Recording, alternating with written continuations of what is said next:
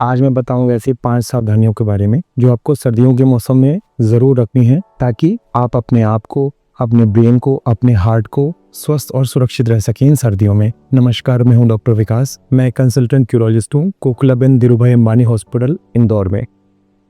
मेरे चैनल के ज़्यादातर दर्शक उम्र में 30 साल से ज़्यादा के हैं।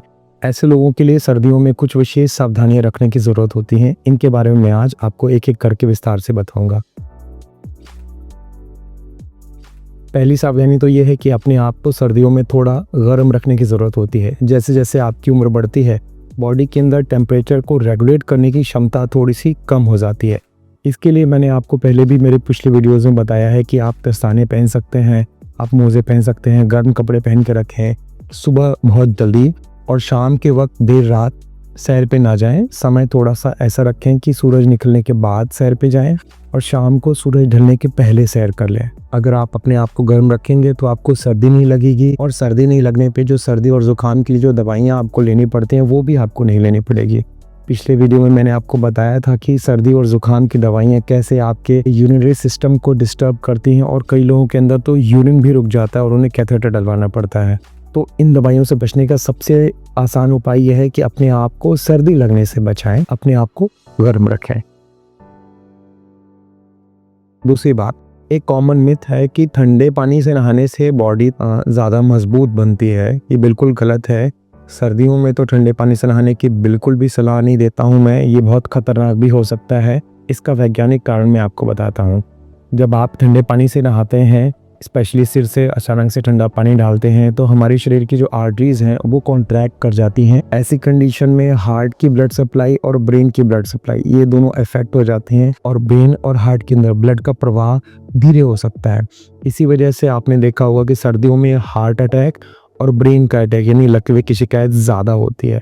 इससे बचने के लिए बहुत ज़रूरी है कि आप सर्दियों में नहाते वक्त गुनगुने या हल्के गर्म पानी का इस्तेमाल करें।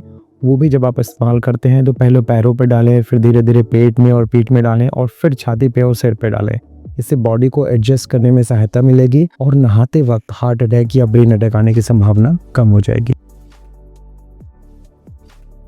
तीसरी बात, जब आप सर्दियों में बेड से उठते हैं तो आपका शरीर काफ़ी गर्म रहता है, क्योंकि आपने गर्म कपड़े भी पहन रखे होते हैं और आप सर्दियों में ब्लैंकेट या रज़ाई का भी इस्तेमाल करते हैं। इससे सोते वक्त आपके बॉडी का टेम्परेचर काफ़ी अच्छा मेंटेन हो जाता है। लेकिन जैसे ही आप बेड से बाहर निकलते हैं, वातावरण का टेम्परेचर काफ़ी कम होने की वजह से अचानक बॉडी ठंडे वातावरण में एक्सपोज होती है, जिसकी वजह से वही प्रॉब्लम होती है जो ठंडे पानी से नहाने की वजह से होता है। इससे बचने के लिए जब आप सर्दियों में बेड छोड़ते हैं तो अचानक से ना उठें। अचानक से उठने के बजाय थोड़ी देर 5-10 मिनट बेड पे ही आराम करें। 5-10 मिनट में बॉडी एडजस्ट हो जाएगी नए टेम्परेचर के लिए, फिर आप धीरे से अचानक से उठें। वैसे भी किसी भी सीज़न में बिस्तर से अचानक उठ के चलने में कोई अच्छी बात नहीं है।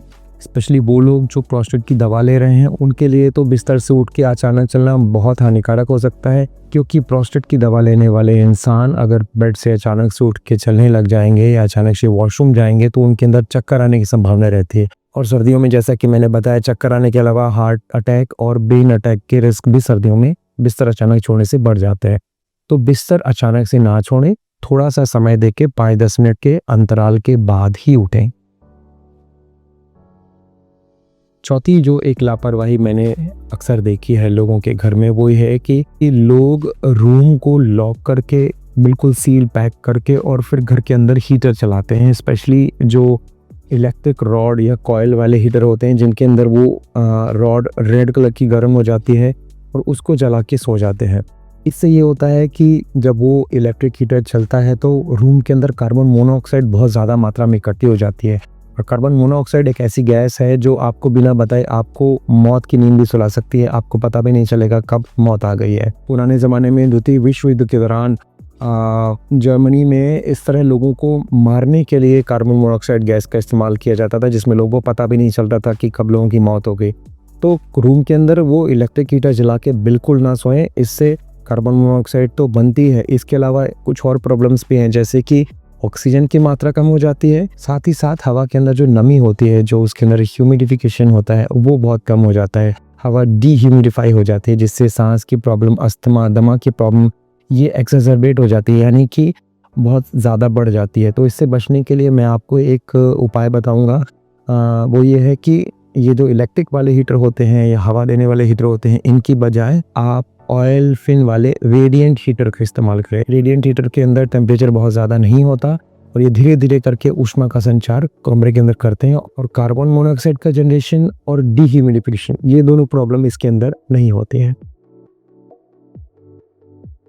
5वीं सावधानी या एक सलाह ये है कि आप सर्दियों में पानी की मात्रा का ध्यान रखें, बहुत ज़्यादा या बहुत कम पानी ना पिएं, क्योंकि सर्दियों में हमारी बॉडी ज़्यादा पसीना नहीं बनाती, तो हमें ज़्यादा प्यास भी नहीं लगती है और हमें पता नहीं चलता कि हमें कितना पानी पीना होता है।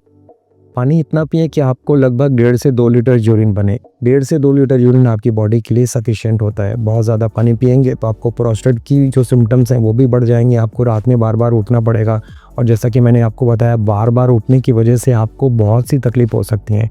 कई बार लोग वॉशरूम में गिर जाते हैं, तो पानी आप उतना ही पिएं जितना आपके शरीर के अंदर 1.5 से 2 लीटर यूरिन बनाने के लिए ज़रूरी हो। उससे ज़्यादा पानी पीना आपके लिए फ़ायदेमंद नहीं है। उम्मीद है आज का वीडियो आपको और आपके परिवार को सुरक्षित रखने में हेल्प करेगा।